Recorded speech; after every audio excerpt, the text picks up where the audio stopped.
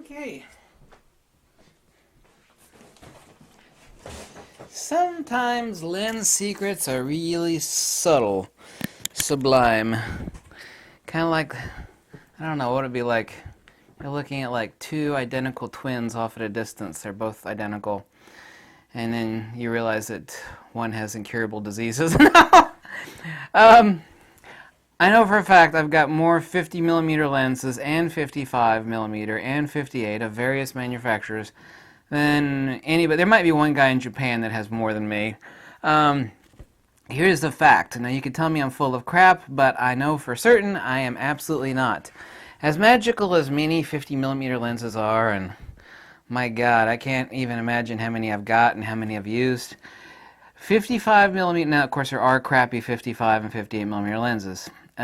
Given good or great or really awesome 50, 55, and 58mm lenses, 55 and 58mm lenses, due to their optical design and their nature, are always better, if we're talking about good lenses and above, than any 50mm lens. Period. I have a lot of magical 50mm lenses.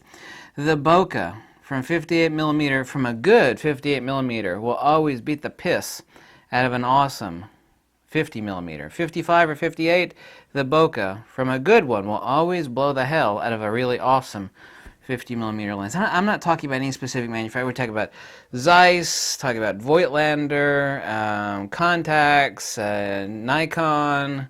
Don't care who it is. The optical design and the way they're made, especially the older ones, but I mean the newer ones too.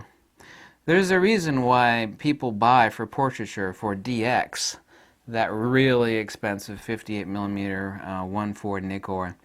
That's a modern example. Like the 58, one of my favorite lenses of all time that I've had thousands of people buy is the Voigtlander 58mm 1.4 Nocturne. It's based on a Topcon design. It's really, really simple. It's not that, hey, the people that are making 55s and 58s are doing a better job. It's actually the optical design of the 55 and 58mm lends itself to better rendering, always better bokeh if we're talking about lenses that are good and higher. So this is the secret. Next time you like looking for adapted lenses, I always have my eyes peeled like a starving alligator on a hunk of meat. I mean, just 55 and 58, I'm always got my eyes peeled for that. There's not many that are great that I don't own, except for like some super insanely expensive Leica lenses. You know, they're upwards the cost of a brand new car. No, I don't own those. Used a few of them. They don't really impress me that much. I mean, some of them are wow. Summilux, Summicron, yeah. No one's ever made a video about that, and I can assure you that this isn't like, well, that's just your subjective belief. Maybe you feel that way because you're like in love with the field of view. No. They are better. Take every good 50, 55, and 58 and higher. I'll always grab for 55 or 58. They render better. The bokeh is better. They are better lenses. They make people, if you just give them the autofocus elements of the background. So which one looks better? Oh, this one. Like, well, that's a 55 or 58 so-and-so lens.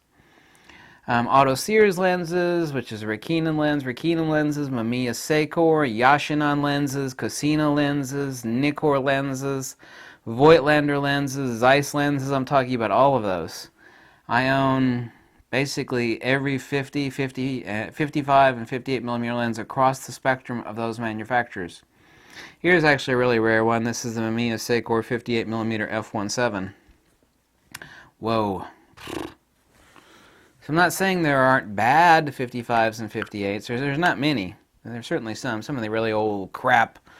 There's some crap old M42 mount and exact mount 55s and 58s. I'm not saying that they don't exist, but that's actually important. So when you're hunting and pecking, keep your eyes peeled like razor blades for 55, 58mm lenses, because they're always more impressive than a good 50.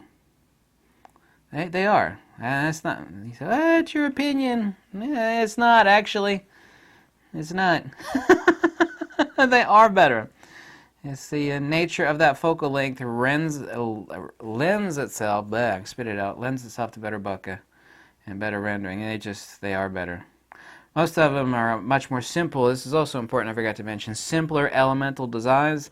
You got lower element count, and they're just epic tits for black and white photography. Incredible micro contrast, which is lens fidelity, i.e. the low gain intertonal details for transmission to your sensor.